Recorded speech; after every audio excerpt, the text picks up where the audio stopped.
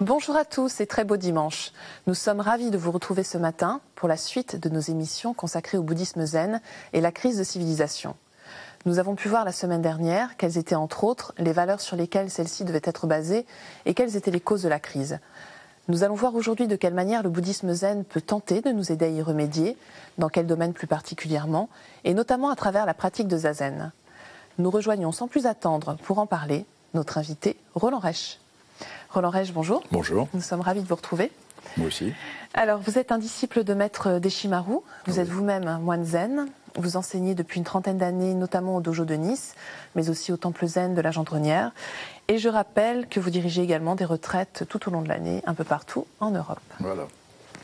Alors, Roland Reich, pour commencer cette émission, est-ce que vous pourriez nous dire pourquoi, d'après vous, l'échec des courants de pensée actuels est aussi important, que ce soit dans le domaine idéologique, religieux, scientifique, enfin c'est un constat quand même qui est assez alarmant.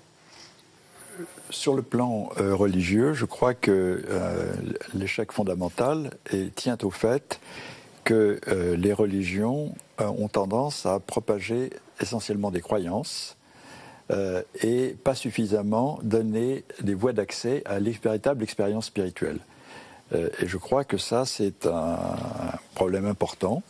Je pense aussi que les religions s'efforcent de remédier à ce problème. Je pense que le bouddhisme peut beaucoup y aider, puisque lui, au contraire, est basé sur la pratique de la méditation et l'expérience intérieure, vraiment au fondement même de cette religion.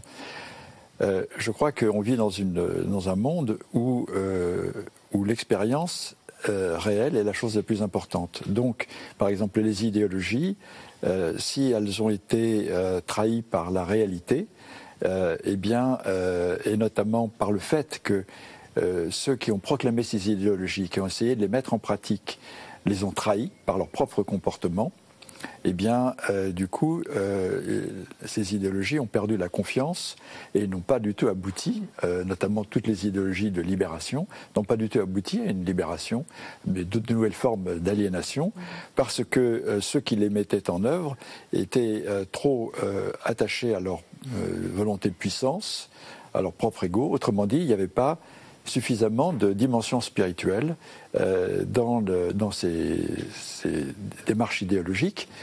Et du coup, ça a produit le contraire de ce qu'elle se proposait d'apporter.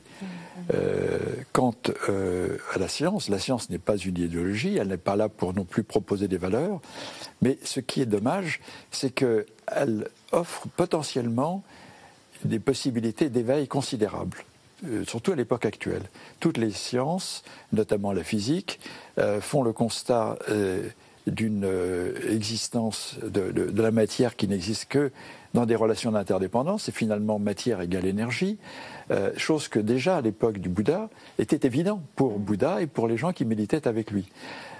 Donc il y a un potentiel dans la science, et malheureusement, elle ne va pas jusqu'au bout. Et si elle ne va pas jusqu'au bout, c'est parce que les chercheurs ne font pas en même temps que leur recherche scientifique, pour la plupart, malheureusement, une recherche intérieure, une recherche spirituelle qui leur permettrait de faire le pas de plus pour tirer les conséquences spirituelles et pratiques aussi de leur découverte.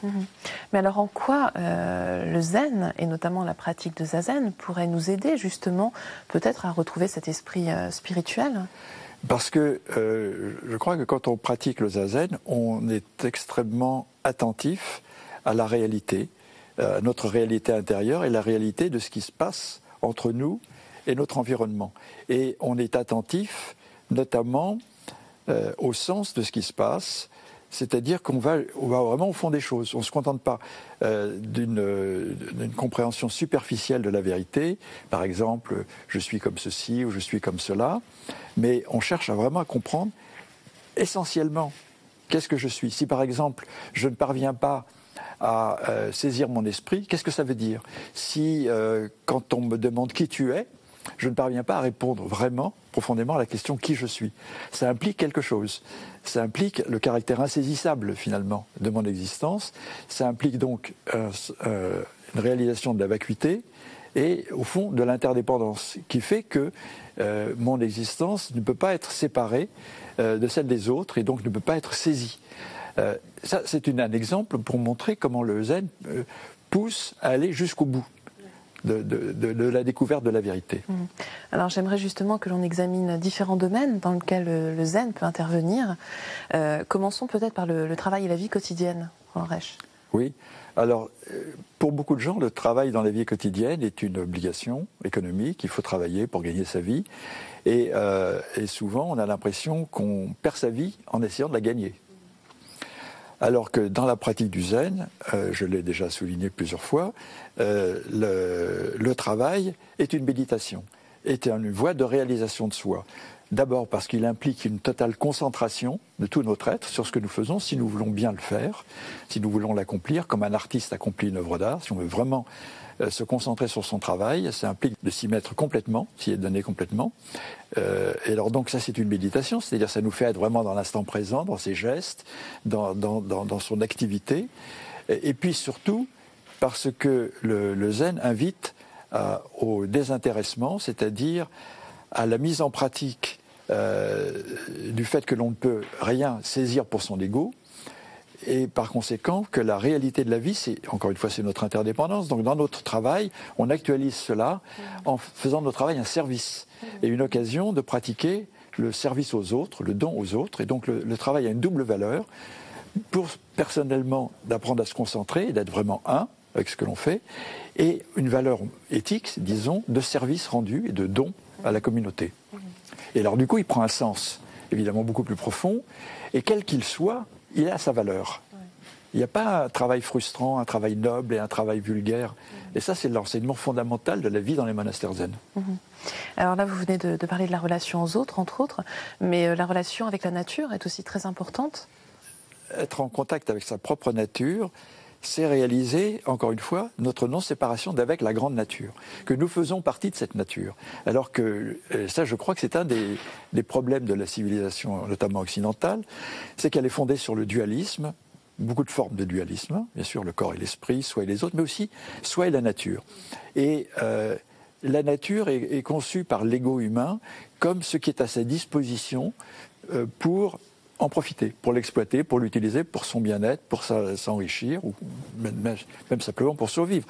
Mais il n'y a pas cette notion de communion avec la nature. Bien sûr, les artistes, les poètes ont un certain sens de la communion avec la nature, les mystiques aussi. Mais à la base, dans notre civilisation, la nature, c'est qu'est-ce qu'on peut en tirer. Et maintenant, par exemple, je suis frappé d'avoir entendu récemment dire qu'il y a le business de la nature maintenant. C'est-à-dire qu'on se donne le droit de polluer à condition d'acheter des actions d'une société qui, elle, fait du bien à la nature. Donc c'est vraiment incroyable comment l'avidité peut tout polluer.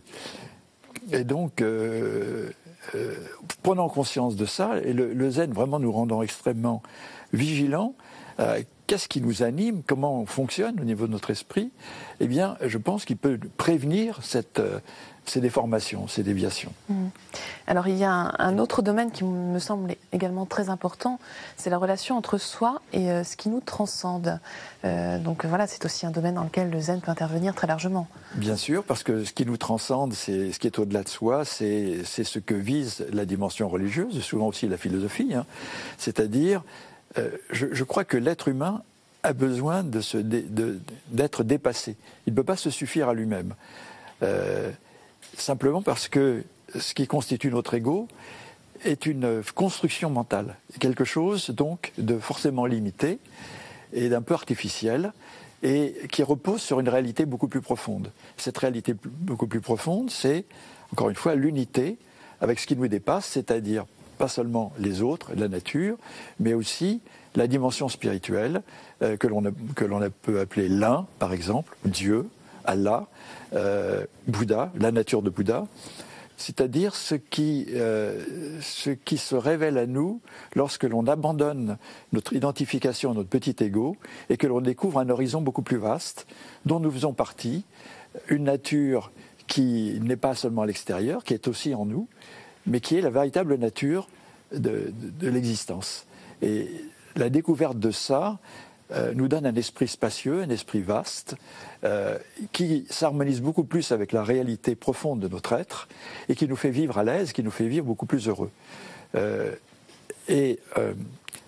Par rapport à la dimension religieuse, je crois que c'est la vocation des religions d'inviter l'être humain à être beaucoup plus modeste, être beaucoup moins égocentrique, beaucoup moins orgueilleux, en s'inclinant devant ce qui est plus grand que lui, ce qui le dépasse. Les prosternations sont beaucoup pratiquées dans toutes les religions. Dans le zen, on se prosterne beaucoup, dans l'islam aussi. C'est vraiment se rendre compte qu'il y a une dimension de l'existence qui nous dépasse, mais qui ne fait pas que nous dépasser, qui nous est la plus intérieure. Et c'est je crois, c'est ce que tous les mystiques découvrent. Et je crois que c'est ce qu'on a besoin de réaliser, c'est-à-dire cette communion entre ce qui est au plus profond de nous, notre être profond, et ce qui nous entoure et dans quoi cet être existe et se manifeste partout. Par exemple, dans le zen, on parle de l'enseignement des êtres inanimés, Mujo Seppo, c'est-à-dire que avec quelqu'un qui pratique le zazen, a un esprit suffisamment ouvert, éveillé, pour recevoir la vérité qui se manifeste partout autour de lui, qui est une vérité à la fois qui nous dépasse, mais qui nous est le plus intérieur. Mais alors, du coup, est-ce que cela ne revient pas à dire qu'il faut retrouver l'esprit spirituel, voire religieux, au-delà même des religions? C'est ce que vous expliquez en quelque sorte. C'est ce qu'a tenté de faire lui-même le Bouddha, en étant critique par rapport aux religions de son époque, parce qu'elles étaient encore une fois basées sur des croyances et donc finalement rendaient l'esprit étroit et limité. Et je crois que tous les fondateurs de religion ont toujours eu cette intuition de l'au-delà, de quelque chose qui nous dépasse profondément. Mais les gens qui les ont suivis ont ensuite réduit cette expérience spirituelle initiale en l'enfermant dans des dogmes, en l'enfermant dans des pratiques rituelles et en faisant quelque chose de limité. Et ça, c'est extrêmement regrettable. Donc, les religions je crois qu'on vit la crise de notre civilisation, c'est aussi la crise des religions. Les religions, c'est vraiment ce qui donne à l'être humain, normalement, sa vraie dimension. Sauf qu'elles ont trahi leur message initial, pour la plupart, sauf pour ceux qui ont une approche mystique de la religion, mais ce n'est pas la majorité. Et je crois que c'est là que le zen peut aider, parce que le zen invite à la recherche intérieure, invite à l'expérience intérieure. Et donc, il redonne ainsi une véritable dimension spirituelle aux croyances religieuses. Et c'est la raison pour laquelle, par exemple, des moines catholiques pratiquent le zazen, mais dans nos dojos zen, on a des gens de toute religion, et y compris des athées. Et donc, vraiment, la pratique du zen a quelque chose en cela d'universel. C'est une invitation à l'intériorité, à découvrir ce qui, au fond de nous, est le plus universel. Et donc, ce qui nous relie aux autres, ce qui nous relie à la transcendance, ce avec quoi les êtres humains ont toujours cherché à se relier, depuis Platon et depuis les premiers philosophes grecs, par exemple. Très bien. Écoutez, je vous remercie beaucoup, Roland Reich, de nous avoir accompagnés tout au long de ces 2 émissions. Merci. Merci beaucoup. Et pour compléter cette émission, justement, voici quelques ouvrages. Tout d'abord, de notre invité Roland Reich, Manuel de méditation zen aux éditions Le Relier. Il nous propose ici de nouvelles traductions et commentaires de textes majeurs en s'appuyant sur les enseignements de Maître Dogen, qui, je le rappelle, transmit l'esprit et la pratique du zen de la Chine au Japon au XIIIe siècle. L'illumination silencieuse, toujours de notre invité Roland Reich, est également publié aux éditions Le Relier sur l'enseignement de Maître Wanchi. Ce moine du XIe siècle, appartenant à l'école Zen Soto, est célèbre pour avoir initié le zen de l'illumination silencieuse, centré sur la méditation sans objet. De Bernie Glassman, L'art de la paix, un maître zen engagé dans le monde d'aujourd'hui, chez Albin Michel. Et enfin, je vous rappelle du premier numéro de la nouvelle formule de Question 2, chez Albin Michel, consacrée à la méditation, où vous pourrez retrouver notre invité. C'est la fin de notre émission. Vous pouvez la revoir pendant toute une semaine sur le site internet de France 2 en consultant plus.fr.